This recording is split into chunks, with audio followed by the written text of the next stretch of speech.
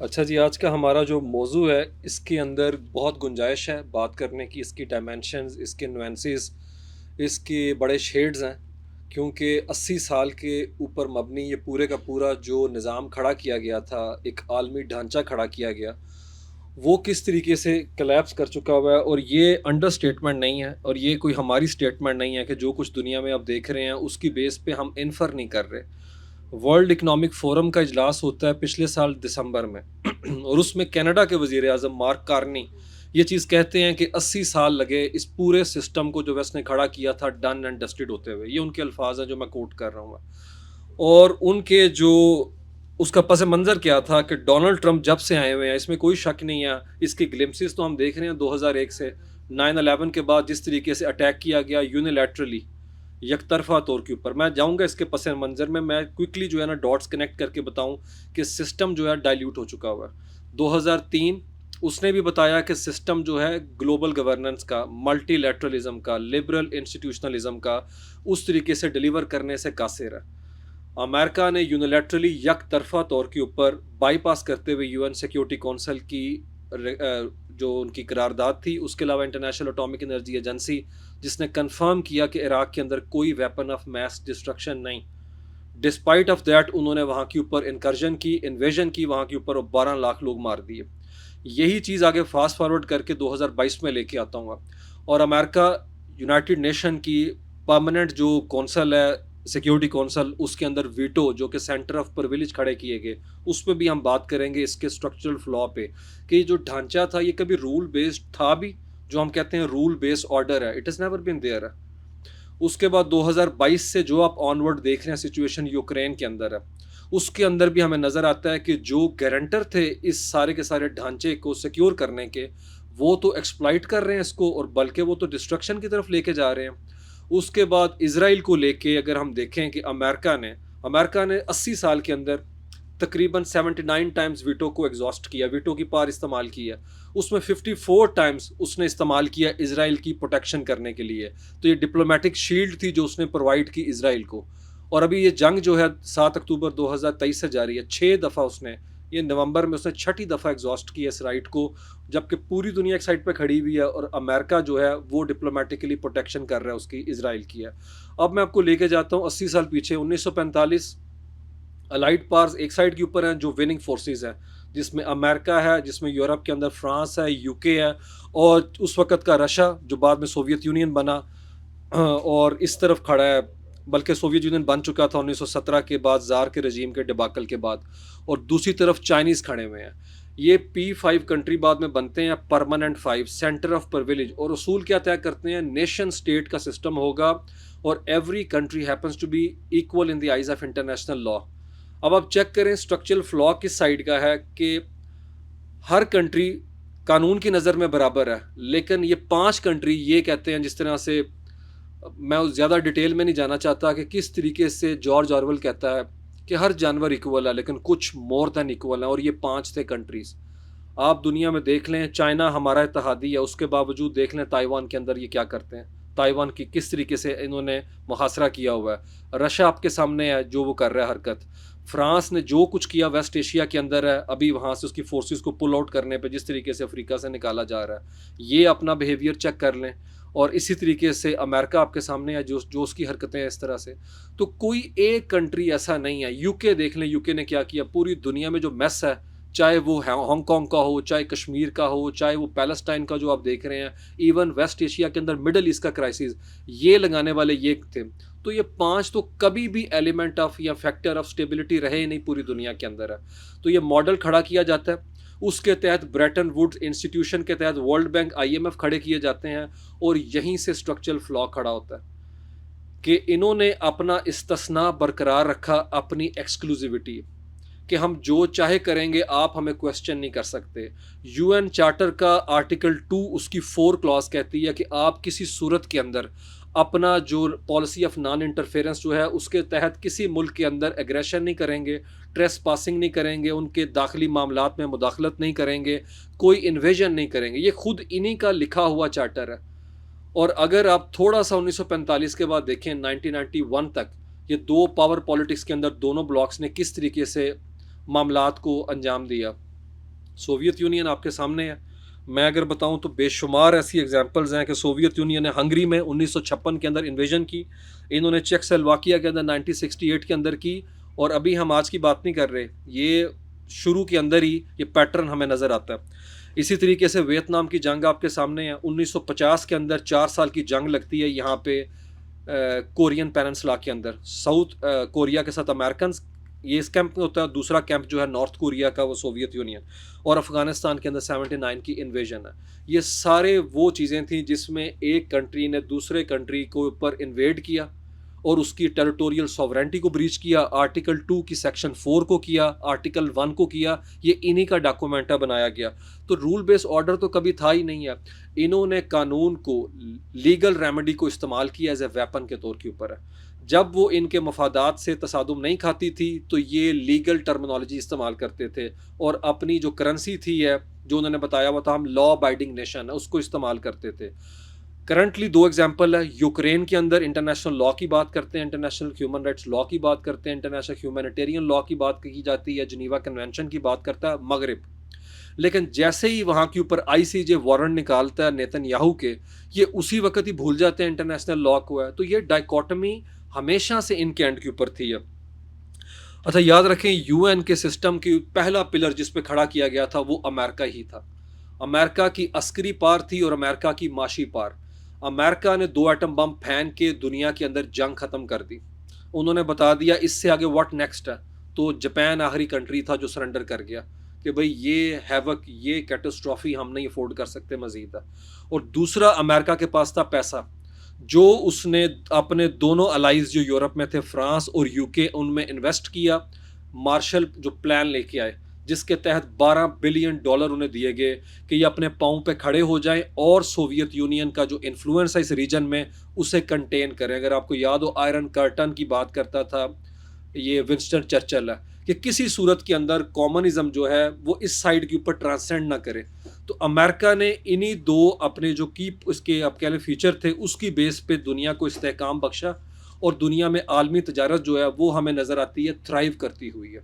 और आज अमेरिका दोनों एंड पे डाइल्यूट कर चुका हुआ है, और P5 के अंदर बैठे 2 कंट्री जो हैं जिसमें यूके और फ्रांस है, इससे ताकतवर कंट्री जापान और दूसरी तरफ आप कह लें जर्मनी है। वो कहते हैं कि लेट अस इन। अगर ये परमानेंट 5 इतने ही ताकतवर है जितनी कंटेम्प्रेरी रियलिटी है तो फिर ठीक है, साबित करें, और अगर नहीं तो हमें भी इसके अंदर लेके आए हैं। और स्ट्रक्चरल फ्लॉ की जो मैंने बात की है, इमारत शुरू से ही टेढ़ी थी। उसकी रीज़न ये है, अफ्रीकन रीजन का एक कंट्री भी P5 के परमानेंट मेंबर का जो क्लब है उसका हिस्सा ही नहीं था। तो डिसीजन मेकिंग के मैकेनिज्म ने अपने पूरा कॉन्टिनेंट जो है उठा के बाहर रखा हुआ था। Still they are not in the picture, उनसे मुतल्लिक कहीं डिस्कशन ही नहीं है। इसी वजह से ये ग्रीवियंसीज हैं जो कि अभी हम देखते हैं रीजनल लेवल पर नज़र आते हैं। अफ्रीकन यूनियन जो है वो पावरफुल मैकेनिज्म है, और बाकी मैं डिटेल आपको बताता हूँ किस तरीके से वेस्ट के इस मॉडल को ग्लोबल साउथ जो है काउंटर करने की बात करता है। अच्छा, दूसरी बड़ी चीज़ इन्होंने क्या की, लॉ ऑफ जो इन्फोर्समेंट है, इन्फोर्समेंट का मैकेनिज्म यूनाइटेड नेशन के एंड पे बिल्कुल उसी तरह का था जिस तरह लीग ऑफ नेशन का था। लीग ऑफ नेशन नाकाम होती है तो सेकेंड वर्ल्ड वॉर होती है। सेकेंड वर्ल्ड वॉर के बाद जो खड़ा किया गया इंस्टीट्यूशन है उसके पास भी लीगल इन्फोर्समेंट नहीं है, वो इम्प्लीमेंट कर ही नहीं सकते। उसकी बड़ी रीज़न है, कोई कंट्री नहीं चाहता कि वो अपनी फोर्स डिप्लॉय करे किसी ऐसे कंट्री के साथ जिसके साथ उसका मफाद वाबस्ता है। आप देख लें रशा किसके पीछे खड़ा था, बशारुल असद के। उनको लगता था सीरियन जो है उनकी, क्योंकि उनकी वाहिद उस रीजन के अंदर क्या थी, मिलिट्री आउटपोस्ट थी, इनकी नेवल वहाँ के ऊपर आप कह लें अड्डा था, इसलिए उन्होंने उसको टारगेट नहीं किया और उसको वीटो कर दिया। हमें चाइना वीटो कर देता अगर हमारे मफाद कहीं कंप्रोमाइज़ होते हैं। इंडिया के लिए पहले 2 मौजूद है, रशिया और अमेरिका भी समटाइम उनको सपोर्ट करते हैं। तो ये सारी चीज़ें बताती हैं इस फॉल्टी कंपोजिशन ने इस फोरम को चलने ही नहीं दिया। ये फोरम हमेशा से जो है ना रिडंडेंट है, और ये किसके लिए अपना फ़ायदेमंद किसके लिए है, ये हम जैसे कंट्री जो मिडल पावर्स हैं आप कह लें, या जो तरक्की पजीर ममालिक थे जो किसी हद तक इसमें से लेवरेज गेन करते थे। Otherwise might is right, it has always been there. अच्छा, और दूसरा ये क्या करते थे, इन्होंने यूनाइटेड नेशन के जितने फ्रेमवर्क बनाए उन सब के अंदर अपनी मर्जी थोप के उसे कह दिया कि ये यूनिवर्सल है। मैं छोटी सी एग्जांपल देता हूँ इसी आलमी ढांचे की। ये आलमी ढांचा कहता है कि यूनाइटेड नेशन का ह्यूमन राइट्स का फ्रेमवर्क जो है उसमें चेंज ऑफ रिलीजन है कि आप रिलीजन चेंज कर सकते हैं, और उसके साथ क्या लगा दिया word United nation, sorry universal, कि ये यूनिवर्सल मैकेनिज्म है यूनाइटेड नेशन के ह्यूमन राइट्स का। कोई बंदा भी किसी मज़हब के अंदर अगर नहीं कंफर्टेबल फील करता तो वो अपना मज़हब चेंज कर सकता है, जो कि हमारी शरीयत के ख़िलाफ़ है। कल्चर रिलेटिविज़म का खिलाफ ख्याल नहीं इसमें रखा गया। मुसलमानों के जो मामलात थे उनको इसके अंदर कंप्रोमाइज़ किया गया। तो इसकी वजह से आप देख लें यूरोसेंट्रिज्म, आप कलोनियलिज्म का एक तरह से आप समझिए ये रिवाइवल था, जिसे क्या कह सकते हैं न्यू कलोनियलिज्म है, कि where everything is deserves to be seen from a single lens. और वो क्या लेंस है, वो यूरोपियन लेंस है या वेस्टर्न लेंस है। और दूसरा लिव इन रिलेशनशिप की बात करता है यूनाइटेड नेशन का ह्यूमन राइट्स का फ्रेमवर्क है कि लड़का लड़की इकट्ठे रह सकते हैं। मुझे बताएं ये चीज़ हमें तो छोड़ दिया, मुसलमान है, क्या इंडिया को गवारा? उनका कॉन्स्टिट्यूशन भी इसकी उस तरीके से कवरेज नहीं करता, वो उस तरीके से नहीं कहते कि लिव इन रिलेशनशिप जायज़ है। सोसाइटल लेवल पे हो रहा होगा, लेकिन वहाँ के ऊपर जो माशरा है वो तो इंडोर्स नहीं करता इस चीज़ को। तो वेस्ट ने जो उनके एंड के ऊपर रियलिटी थी, जो उनका वर्ल्ड व्यू था, वो ज़बरदस्ती हम पे थोपने की एक उन्होंने कोशिश की, जो आज हमें नज़र आती है। अच्छा, इसके अलावा और इन्होंने क्या किया, इन्होंने 1991 से पहले तक है वो कंट्रीज़ जो कि आप कह लें कि इस पूरे मॉडल के अंदर फिट नहीं थे बैठते, जिनका अपना नैरेटिव था। जिस तरह आज हम एग्जांपल देते हैं ईरान की, ईरानियन क्या चाहते हैं? ईरानियन के पास टेरिटोरियल बाउंड्री है, उनके पास सॉवरेनिटी है, सर्टन पॉपुलेशन है, उनके पास कॉमन आईडी है।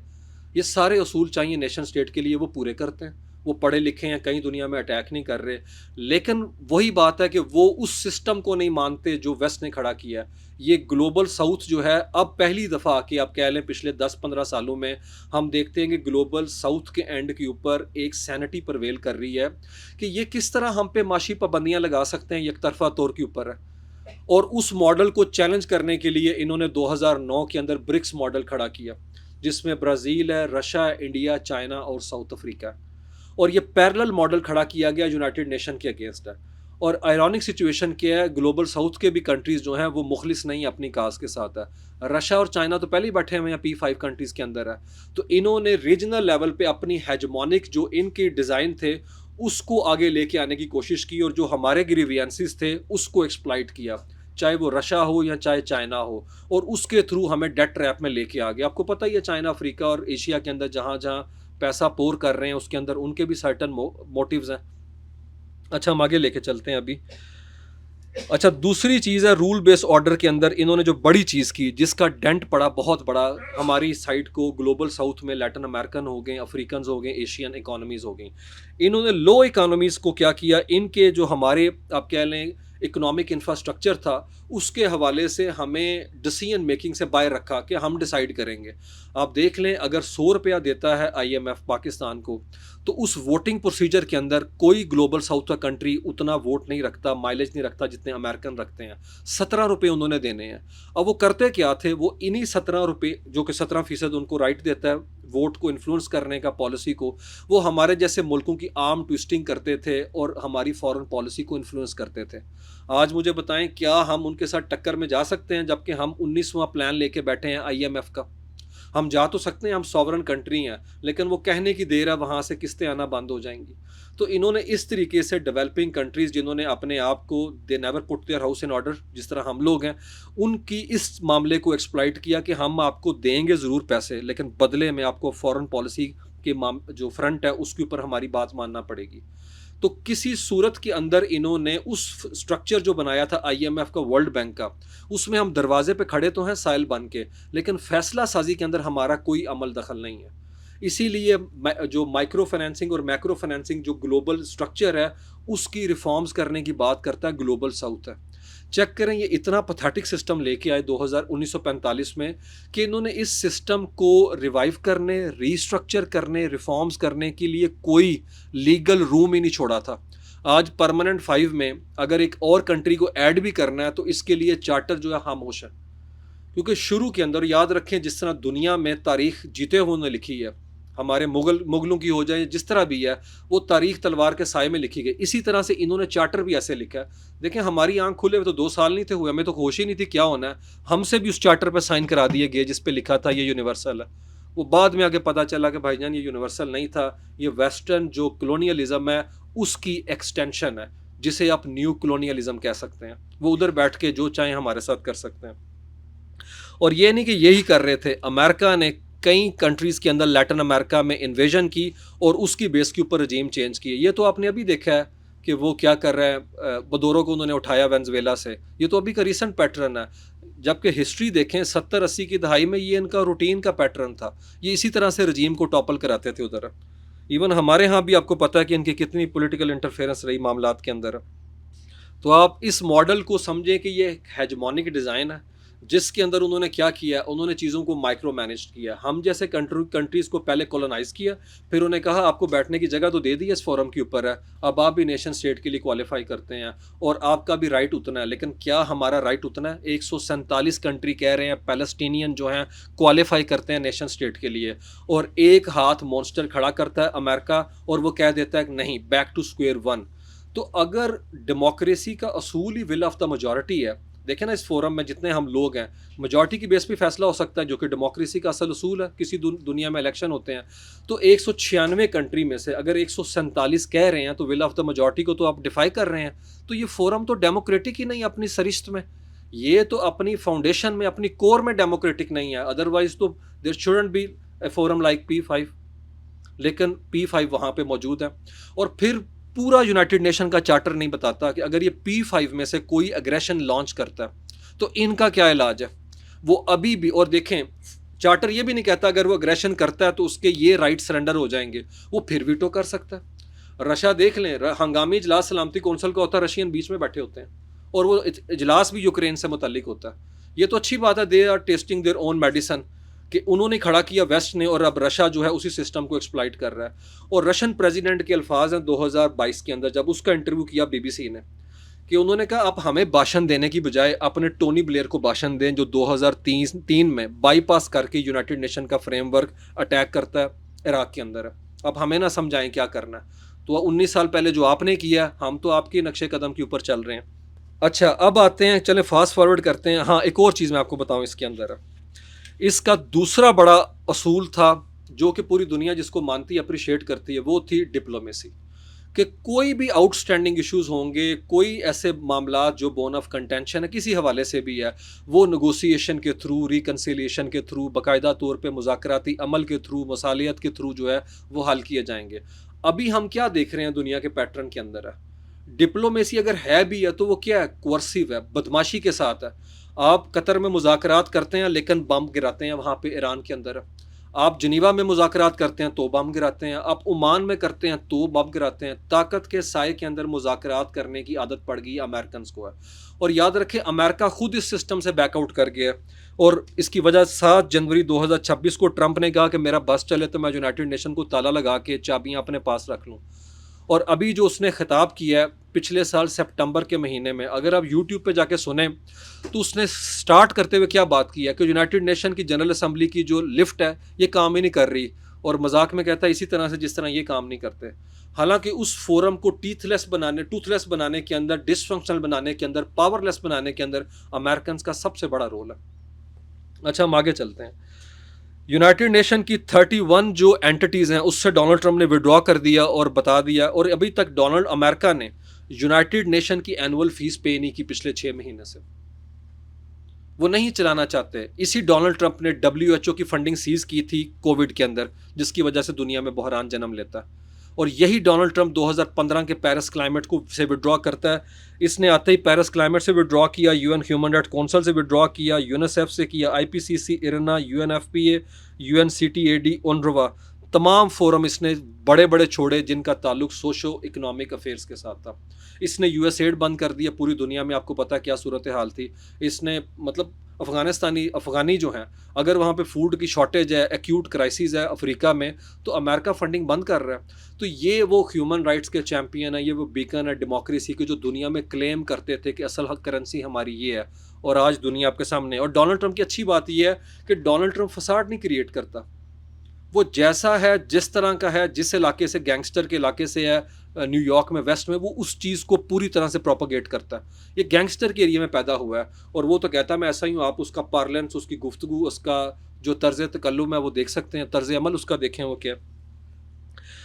अच्छा जी, और दूसरी तरफ है अब सिस्टम जो है हर्ट कर रहा है किनको? इनके साथ इनके कज़न आप कह लें यूरोपियंस को, जो इस डिल्यूजन के अंदर थे कि अमेरिका वाकई चैंपियन है डेमोक्रेसी का, ह्यूमन राइट्स का, और ये बीकन है, ये शेयर्ड जो वैल्यू सिस्टम है। कोई शेयर्ड वैल्यू सिस्टम नहीं था कभी भी है। इन्होंने वो पूरे का पूरा पैराफर्नेलिया खड़ा किया इसलिए ताकि हमारी जो हेजमनी है वो इंटैक्ट रहे। मैं उसकी एग्जांपल देता हूँ। यूनाइटेड नेशन के अंदर जितने बड़े फोरम जो काम कर रहे हैं इकोनॉमिक और सोशल सिक्योरिटी के लिए हम जैसे मुल्कों के, उनके एजेंडा को इन्फ्लुएंस करती हैं अमेरिकन कॉरपोरेशन।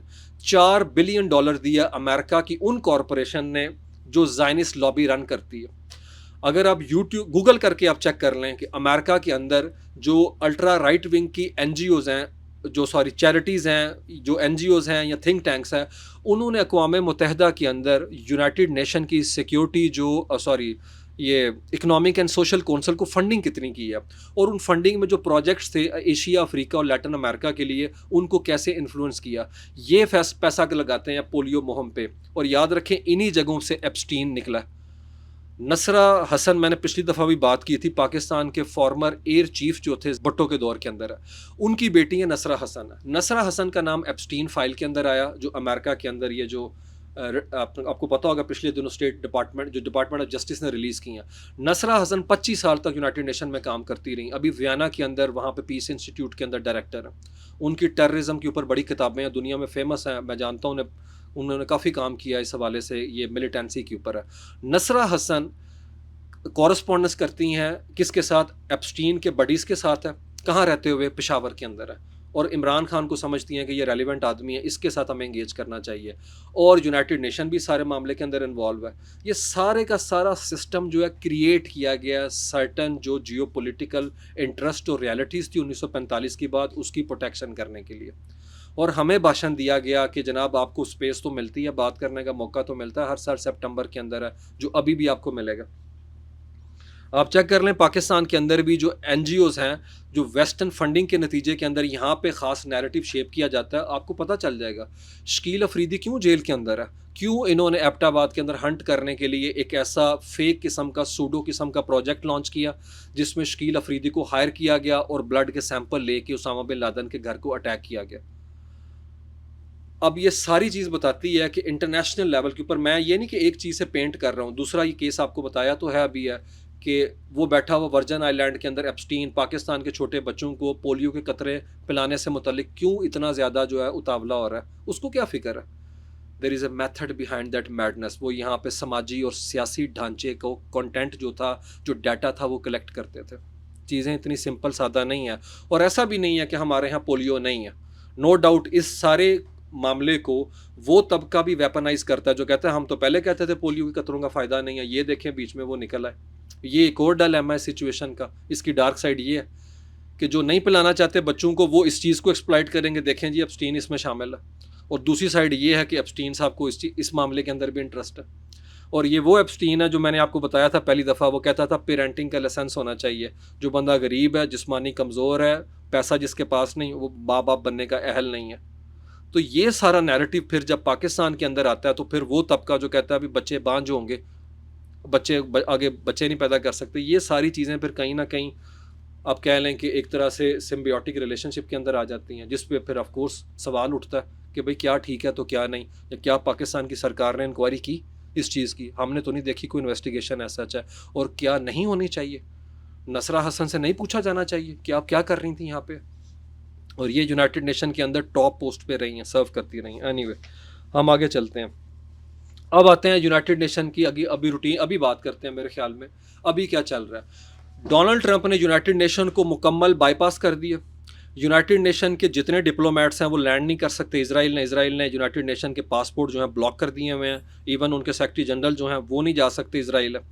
ओनरवा, आपको पता है यूनाइटेड नेशन की वर्क एंड रिलीफ एजेंसी जो काम करती है लेबनान के अंदर, और उसके फंड बंद कर दिए डोनाल्ड ट्रंप ने। इसराइल ने उसकी बिल्डिंग को डिमोलिश कर दिया दो महीने पहले यरूशलेम के अंदर।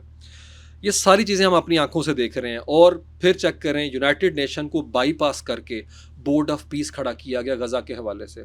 मतलब गज़ा के हवाले से जितना ज़्यादा एक्सपर्टीज़ मेरे ख्याल में दुनिया में यूनाइटेड नेशन के पास हैं, जो 80 साल से इस क्राइसिस को मैनेज कर रहे हैं, जितनी भी उनकी लिमिटेशन है, एक पैरेलल सिस्टम खड़ा किया गया ट्रांजैक्शनल पॉलिटिक्स के तहत, जिसमें कहा गया जो पैसा लगाना चाहता है गज़ा के अंदर आ जाए। और उसमें मुसलमान कंट्रीज़ को लिया गया, जिसमें पाकिस्तान भी शामिल है। ऑफ कोर्स हमारे भी इंटरेस्ट हैं, हम भी चाहते हैं कि गज़ा में अगर रिकन्स्ट्रक्शन होती है, अमन होता है, तो उसमें पाकिस्तान रेलिवेंट रहे, क्योंकि हमारे स्ट्रेटजिक इंटरेस्ट हैं। लेकिन डोनाल्ड ट्रंप ने क्या किया, खुद और अपने जो दोस्त हैं जेरेड कुशनर जो दामाद है और स्टीव विटकॉफ, इनको लेके पैरेलल सिस्टम खड़ा करके बताया कि जो यूनाइटेड नेशन है रिडेंडेंट हो चुका है, इसकी शेल्फ लाइफ ख़त्म हो चुकी हुई है। ठीक है, और याद रखें ये सिस्टम अमेरिका ने बनाया था और अमेरिकन ये कर रहे हैं जो हम अपनी आंखों से देख रहे हैं। अच्छा, अब मोमेंट ऑफ ट्रूथ किसके लिए है? मोमेंट ऑफ ट्रूथ है हमारे जैसे मुल्कों के लिए कि हमारा क्या बनेगा। हमारा तो लेवरेज ही खत्म हो गया कि यूनाइटेड नेशन ने परफॉर्म ही नहीं करना, और इसके बारे में तो बड़ी देर से कहा जा रहा है कि ये लिप सर्विस करता है, इससे आगे कुछ नहीं है। पिछले 15 से 20 साल के अंदर, बल्कि 2005 के बाद से ये ग्लोबल साउथ के अंदर सोच डेवलप हो चुकी हुई है कि यूनाइटेड नेशन कुछ नहीं करेगा और ये हमें एंटर भी नहीं होने देंगे परमानेंट 5 में। इवन इंडिया कोशिश कर रहा है, इसको इजाज़त अभी तक नहीं मिली है। तो पैरेलल उन्होंने क्या किया, स्ट्रक्चर नहीं बनाए, रीजनल लेवल पे बड़े बड़े इदारे बनाने शुरू कर दिए, इंस्टीट्यूशन, जिसमें मैं एससीओ की एग्जांपल देता हूँ, शंघाई कोऑपरेशन ऑर्गेनाइजेशन। चाइना इस रीजन के अंदर एक बड़ा हेजमन है, और याद रखें ग्लोबल साउथ में दुनिया की 80% आबादी रहती है। तो दुनिया की 20% आबादी के जो करता धरता हैं, उन्होंने 80% आबादी को पहले 300 साल तक रखा तसल्लुत के अंदर है, जब उन्होंने कलोनियलिज्म था, और उसके बाद पिछले 80 साल से भी हमारे साथ यही कर रहे हैं। उसमें ऑफ कोर्स हमारी भी लिमिटेशन है, हमारी अपनी भी गलतियां कोताहियां ग्लोबल साउथ की भी है। अब ग्लोबल साउथ के अंदर रीजनल ब्लॉक्स बनाए जा रहे हैं, और उसके तहत फ्रेगमेंटेड, क्योंकि मल्टीलैटरलिज्म तो कोलैप्स कर चुका, लिबरल इंस्टीट्यूशनलिज्म तो कोलैप्स कर चुका हुआ है। अब मल्टीपोलैरिटी में दुनिया चली गई है। अब सिर्फ एक कुतुब नहीं है, अमेरिका जो है सोल पावर नहीं है। और याद रखें, ये वो अमेरिका था जो क्लेम करते थे इनके प्रेसिडेंट कि हम दुनिया के पुलिसमैन हैं। अब they are not a sheriff in town, they are thugs. ठीक है ना, they are gangster in town है। अब क्या है, ग्लोबल लेवल के ऊपर बड़े बड़े हेजमोन जिस तरह चाइना है, रशिया है, ये चाहते हैं कि हम रीजनल लेवल के ऊपर जो है ना अपनी ताकत को मनवाएंगे। इसीलिए इशू बेस्ड कोलिशन आपको नज़र आ रहे हैं। आप देख लें पाकिस्तान किस तरह वेस्ट एशिया में रेलिवेंट हो गया, किस बेस पे, अपनी अस्करी ताकत की बेस पे। हमने SMDA पिछले सितंबर में साइन किया सऊदी अरेबिया के साथ है, और बाकी कंट्री के साथ भी हम अलायंस बनाना जा रहे हैं, क्योंकि अमेरिका के इत्तेहादी खुद अमेरिका की अस्करी ताकत को लेके जो है ना स्केप्टिक हैं कि इनको तो ईरान ने यहाँ के ऊपर जो है इंगेज करके रखा हुआ है, ये तो रशिया का कुछ नहीं बिगाड़ पा रहे, यूक्रेन के अंदर है, ये तो अपने अलाइज को खित्ते में नहीं बचा सके है, तो क्या इनके ऊपर डिपेंडेंसी की जा सकती है?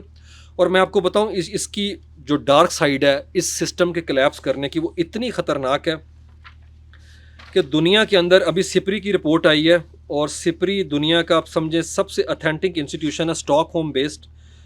ये स्टॉकहोम बेस्ड इंस्टीट्यूट है पीस एंड रिसर्च के हवाले से। उसने बताया इंसानी तारीख में इतना पैसा एक साल में नहीं इन्वेस्ट किया गया वेपन इंडस्ट्री के अंदर जितना डिफेंस टेक्नोलॉजी में इस साल किया गया। 2888 अरब डॉलर, तकरीबन 3000 अरब डॉलर दुनिया अक्रॉस दी ग्लोब, पूरी दुनिया की बात की, उसने का वेपन जो है परचेज़ किया गया, बनाया गया, मैन्युफैक्चर किया गया। तो मुझे बताएं, दुनिया के अंदर अगर नेगोशिएशन नहीं होगी, डायलॉग नहीं होगी, डिप्लोमेसी नहीं होगी, मुकालमा नहीं होगा, तो ये वेपन शो केस करने के लिए तो नहीं बनाया गया, ये इसके चलने के इम्कान भी तो उतने ही ज़्यादा। अब सऊदी अरेबिया के साथ जो मुआहदा किया गया है न्यूक्लियर, आपको पता होगा टेक्नोलॉजी के हवाले से, ये चीज़ क्या ईरान को प्रवोक नहीं कर रही? क्या ईरान कोशिश नहीं करेगा कि न्यूक्लियर वेपन ग्रेनेड तक एक्सेस करे? तो दुनिया इस ग्लोबल ऑर्डर के जैसा तैसा भी था, इसके गिरने से दुनिया तो अनसेफ हो चुकी हुई है। आपके मेरे ऊपर जो डेवलपमेंट का बजट लगना था वो तो दुनिया लगा रही है इस तरफ है। मैं आपको छोटी सी एग्जांपल देता हूँ, अभी यूरोप का समिट हुआ 2 हफ्ते पहले टर्की के अंदर है, उसमें बताया गया तमाम यूरोपीय कंट्रीज़ ने कहा हमने 1.6% अपने GDP का पैसा एजुकेशन हेल्थ पे नहीं लगाया, वेपन के ऊपर लगाया। और वो कितना है, इस साल यूरोप ने 454 अरब डॉलर खर्चे हैं वेपन्स के ऊपर है, क्योंकि उन्हें लगता है रशिया हम पे अटैक कर सकता है। इसीलिए देख लें, स्कॉलरशिप ख़त्म, फेलोशिप ख़त्म, यूनिवर्सिटियों की फंडिंग कट। डोनाल्ड ट्रंप यही तो कर रहा है अमेरिका के अंदर है, वो तो आईवी लीग यूनिवर्सिटियों की फंडिंग नहीं देना चाह रहा।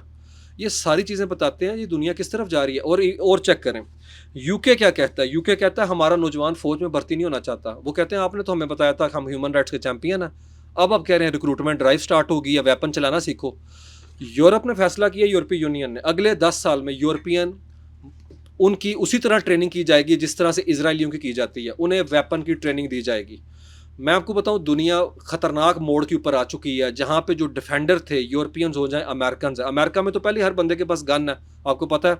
वो तो सेकंड अमेंडमेंट के तहत हर बंदे ने गन वायलेंस कितना उधर है। अब यूरोप भी उस तरफ आ गया है। कतर ने 2016 से स्टार्ट किया हुआ है, हर कतरी को ट्रेनिंग लेनी पड़ेगी वेपन चलाने की है। और ये पैटर्न मैं बताऊं, ये बहुत ख़तरनाक पैटर्न है अगर यूरोप के अंदर ये चीज़ आती है। और ये जितने पैसे डंप कर रहे हैं स्टॉक पाइल पे, वेपन इंडस्ट्री पे, उसकी वजह से हम जैसे कंट्री के पास तो पहले पर्स में थोड़े पैसे हैं और जो हैं वो भी हमें लगाना पड़ते हैं। उसकी वजह बॉर्डर पे मॉन्स्टर ईस्टर्न साइड पे है, वेस्टर्न साइड पे एक गुरिल्ला वॉरफेयर जारी है और फिर इंसर्जेंसी है बलूचिस्तान में। तो हमारे जैसे मुल्क का हाल चाल, और ऊपर से नेचुरल क्लाइमिटी, हर 10 साल में कोई ना कोई क्लाइमेट का करने जाता है, उसमें हमें एडजस्ट करने पड़ते हैं पैसे अपने। अब जो मैंने बात की थी कि कानून, ताकत का कानून या कानून की ताकत, तो टू बी ऑनेस्ट है, हमेशा जो है वो ताकत का कानून ही था। ये लिखत पढ़त में थ्रेटिकल फ्रेमवर्क ये था, लेकिन प्रैक्टिकल मैनिफेस्टेशन वही थी जो आज आप देख रहे हैं। ये हमेशा से हिस्ट्री का पैटर्न रहा। अभी चूंकि मोबाइल आ गए हैं, हम लाइव कत्ल वगैरह देख सकते हैं दुनिया में क्या हो रहा है, इसीलिए हमें लगता है कि दुनिया में बहुत कुछ हो रहा है। ये हमेशा से ही होता आ रहा है। जो अखबार पढ़ना जानते थे उन्हें पता था 80 की दहाई में क्या हो रहा है, 79 के अंदर अफगानिस्तान के अंदर क्या हुआ और आज क्या क्या चल रहा है। अच्छा, बस आखिरी की टेकअवेज हैं उसके अंदर, उसको करके तो फिर आपके क्वेश्चन आंसर सेशन की तरफ बढ़ते हैं। अच्छा, जैसे मैंने कहा कि ब्लॉक पॉलिटिक्स में ग्लोबल साउथ, आयतुल्ला अली खामनाई का भी जनाजा हुआ 2 हफ्ते पहले। ग्लोबल साउथ की आप समझ लें कि एक तरह से पिक्चर है ये जनाजा, जिसमें 106 कंट्री के डेलीगेशन खड़े हैं और उसमें वो कंट्री शामिल नहीं है जिनका ताल्लुक यूरोप से है, क्योंकि ईरानियों ने उनको दावत ही नहीं दी। क्योंकि उन्होंने कहा ये सारे कंट्री साइलेंट स्पेक्टेटर थे जब आयतुल्ला को 28 फरवरी को शहीद किया गया। इन्होंने मेरली लिप सर्विस के तहत कंडेमनेशन भी नहीं की, इनको नहीं हम इनवाइट करेंगे। वो सारे कंट्री जो थे ग्लोबल साउथ के कंट्री थे जो वहाँ पे खड़े थे। तो ये कह देना कि ग्लोबल साउथ जो है वो आपस में जुड़ता नहीं है या वो सोचते नहीं है, मेरे ख्याल में जनाजे ने बता दिया है कि ईरान सफारती तौर पर तनहा नहीं है। और ईरान की टेम्पलेट ग्लोबल साउथ के हर कंट्री को हॉन्ट करती है कि अगर इनके साथ ये हो सकता है ना, जिनका दुनिया में कोई दहशतगर्दी में रोल नहीं, तो हमारे साथ तो नॉर्मली हो सकता है। अभी तो इरानियन फिर भी अपनी स्टॉक पाइल वेपन की वजह से दुनिया के अंदर सर्वाइव कर रहे हैं और खित्ते के अंदर है। तो वो इवेंट, और उसको आपको याद होगा पिछले साल सितंबर में चाइना ने बीजिंग के अंदर एक इवेंट किया था जिसमें हमारे प्राइम मिनिस्टर भी मौजूद थे, नॉर्थ कोरिया का किम जोंग उन भी आया हुआ था, रशियंस भी थे, और मिलिट्री की परेड की गई जिसमें स्टॉक पाइल दिखाया गया। यूरोप आप उस ग्लोबल साउथ उस जगह पे खड़ा है कि वेपन हमारे पास है, हम भी पोटेंशियल मार्केट हैं असले की। और दूसरी चीज़ जो वो बता रहा है वो आलमी मालियाती निज़ाम जो कि खड़ा किया गया अमेरिका की तरफ से, जिसे कहते हैं स्विफ्ट बैंकिंग सिस्टम, जिसके तहत ट्रांजैक्शन होगी, अदरवाइज नहीं हो सकती ट्रांजैक्शन है। डी डॉलराइजेशन के तहत ब्रिक्स कंट्री अब इस नतीजे के ऊपर पहुंच चुके हैं। अभी नो डाउट इसमें टाइम लगेगा कि लोकल करेंसी के अंदर तजारत की जाए। 2019 के अंदर एससीओ के समिट में इमरान खान साहब के भी ये अल्फाज थे कि अब ग्लोबल साउथ को अपनी लोकल करेंसी में ट्रांजैक्शन की तरफ जाना चाहिए। और आपको पता है अब हुर्मुज़ को बंद करने की बड़ी वजह क्या है ईरान की? ईरान कहता है कि हम चेक पॉइंट बनाएंगे, इस नेविगेशन को कंट्रोल करेंगे, और ये पेट्रो डॉलर, ये जो सिस्टम है जो हमें एक्सप्लाइट करता है, हम पे माशी पाबंदियां लगाता है, हम इसे रोकेंगे। जो ट्रांजैक्शन होगी वो होगी हमारी लोकल करेंसी के अंदर है, या होगी युआन के अंदर है। और अमेरिका को पता है कि अगर खलीजी रियासतें अपने पेट्रो डॉलर जो है इसको ख़त्म कर दें और अपने पेट्रोल को डॉलर के साथ पैग ना करें, तो भाई हमारे मुल्क में अरबों डॉलर की इन्वेस्टमेंट आना बंद हो जाएगी है। और इरानियन पीछे हटने को तैयार नहीं, और यही सूटेबल सिनेरियो है यहाँ के ऊपर चाइना के लिए। चाइनीज़ भी यही चाहते हैं कि किसी सूरत में डी डॉलराइजेशन करने के अंदर ये आबनाए हुर्मुज़ को इरानियन जो इस्तेमाल कर रहे हैं उसका फ़ायदा उठाया जाए। बिग थिएटर ऑफ वॉर, मैंने आपको पहले कहा था, बिग थिएटर ऑफ वॉर में ईरान नहीं है, बिग थिएटर ऑफ वॉर में ड्रैगन चाइना है और अमेरिकन आमने सामने खड़े हैं। ये सदी चाइना की सदी है, ये अमेरिकन प्रोफेसर कहते हैं, ये सदी ड्रैगन की सदी है, और ये सदी जो है ग्लोबल साउथ की सदी है। 2050 तक ग्लोबल साउथ की इकोनॉमीज़ जो इस वक्त परफॉर्म कर रही हैं, ऑफ कोर्स बड़ा पुअर उनका अब कह लें कि इस वक्त परफॉर्मेंस है, 2050 में बेहतर हो जाएंगे। उसकी बड़ी रीज़न क्या है? ग्लोबल साउथ के कंट्रीज़ की जो आवाम है वो यूथ पे मबनी है और एजिंग पॉपुलेशन है वेस्ट की। इसीलिए वो अपनी इमिग्रेशन पॉलिसी के अंदर हमारे नौजवानों को ल्योर करते हैं, आप आएँ और आके हमारे मुल्क को संभालें। तो 2050 तक यूरोप उस जगह पे नहीं खड़ा होगा, बल्कि आज यूरोप अपने पाँव पे भी खड़ा नहीं है, जिस तरीके से एक्सपोज हुआ है बुरे तरीके से। तो चीज़ें अभी डेवलपिंग स्टेज के अंदर हैं, अभी प्रेग्नेंट मूवमेंट है।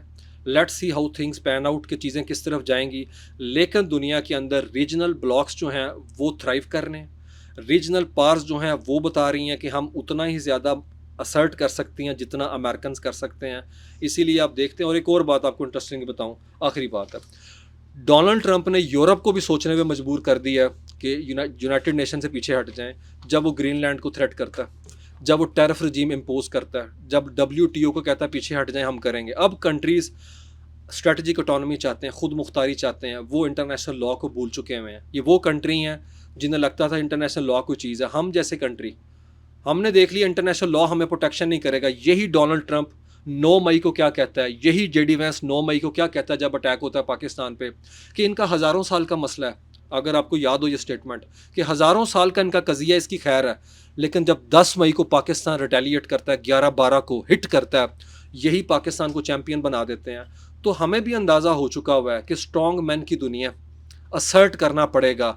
जो हमले एब्जॉर्ब करेगा, जो डिफेंसिव मूड पे चला जाएगा, दुनिया उसे नाकाम तस्वुर करेगी। याद रखें, ये स्टेटमेंट एक रीज़नेबल दुनिया में रहते हुए मैं नहीं दे सकता था, लेकिन आज जिस तरीके से दुनिया के अंदर एक हैवक है, इस पागल दुनिया के अंदर है, ठीक है, क्योंकि हम देख रहे हैं पागलपन है, इसके अंदर इसकी मेथड समझ आती है कि हर कंट्री असर्ट कर रहा है, चाहे वो ईरान हो चाहे पाकिस्तान हो, वो अपने मिलिट्री पोस्टर के ऊपर खड़ा हो चुका है। उसे पता चल गया हुआ है रियल पॉलिटिक्स एक्चुअल दुनिया की करेंसी है। रियल पॉलिटिक्स का मतलब है रियासत के अपने इंटरेस्ट, और उसके अंदर अपनी बाउंड्री को बचाना सबसे बड़ा इंटरेस्ट है। यही आप देख रहे हैं, 8 मुल्कों पे अटैक किया ट्रंप ने पिछले 1.5 साल में, और ये उसकी आखिरी टर्म है, और हाईली लाइकली है कि वो मज़ीद कंट्रियों को हिट लिस्ट पे उसने रखा हुआ है। इसीलिए आप देख लें 2800 अरब डॉलर है। मतलब हम सोचते हैं हम टीचर हैं, हमारे फ्यूचर के हैं, हम कहाँ जाके पोस्ट डॉक करेंगे, हम कहाँ जाके पढ़ेंगे, ये बच्चे जो मेरे स्टूडेंट आए हुए हैं ये कहाँ आगे, इनका फ्यूचर क्या है? इनके लिए ये चीज़ें स्क्वीज़ होती जा रही हैं, क्योंकि यूरोप के पास पैसा नहीं, अगर है भी है तो वो अपने गन पे लगाना चाहते हैं। तो सूरत हाल यही है कि ताकत का ही कानून है, और ताकत का ही कानून था। पिछले 500 साल की गोरों की हिस्ट्री उठा के देख लें, जब ये खुद को डेमोक्रेटाइज़ कर रहे थे, जब ये खुद ह्यूमन राइट्स के चैम्पियन बन रहे थे, ये हमें कॉलोनाइज़ कर रहे थे। इन्होंने 17वीं 18वीं 19वीं सदी में हमें कॉलोनाइज़ किया और खुद नेशन स्टेट के बड़े चैम्पियन बन के बैठे हुए थे। तो एनीवे मेरी तरफ से अभी इतना ही है, क्योंकि टाइम जो है ना seems to be running out.